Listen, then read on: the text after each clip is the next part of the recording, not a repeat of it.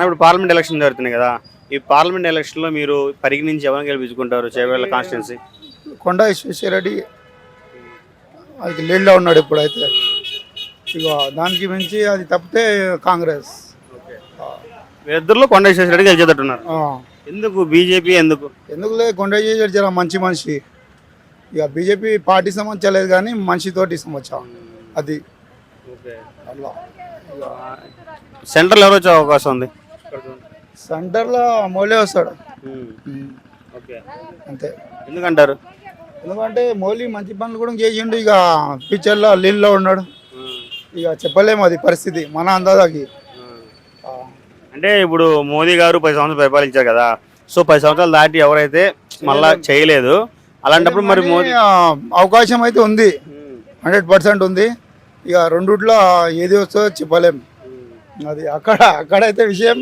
ఇక్కడ మాత్రం అయితే రెండుట్లో ఉండదు.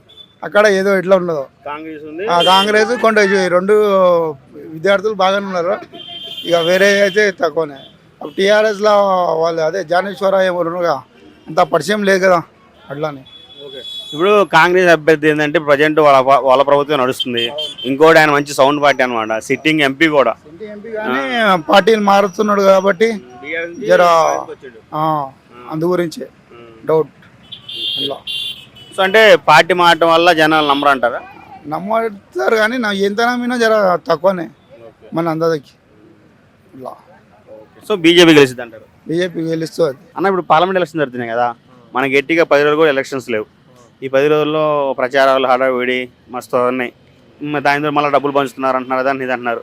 సో ఎటుపోయినా మనం ఒక నిర్ణయానికి వస్తాం, ఎవరిని గెలిపించుకోవాలా, ఎవరిని ఈ లోక్సభ పంపాలా ఎంపీగా అని చెప్పి అనుకుంటాం. సో మీరేమనుకుంటున్నారు, ఎంపీకి ఎవరిని గెలిపిద్దాం అనుకుంటున్నారు? మేము ఇప్పుడు కొండ విశ్వేశ్వరరెడ్డి గెలుద్దాం అనుకున్నాం. ఇప్పుడు ఆయన నేను గెలిపిస్తే ఆయన ప్రధానమంత్రికి నరేంద్ర మోడీ ముందుకు సాగుతాడు.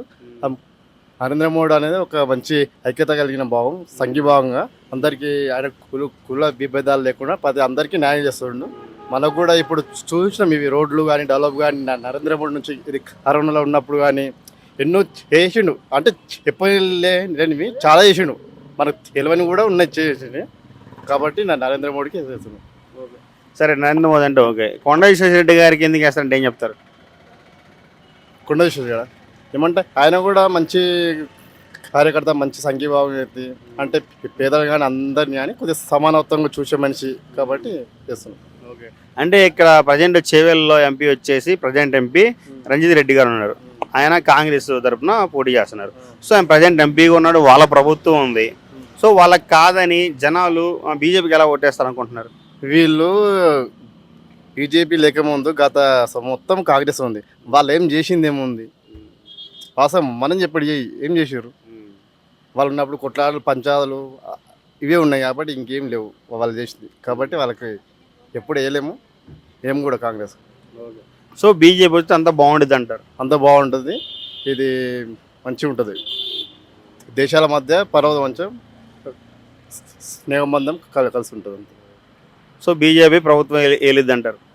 ఖచ్చితంగా నరేంద్ర మోడీ వచ్చేస్తుంది.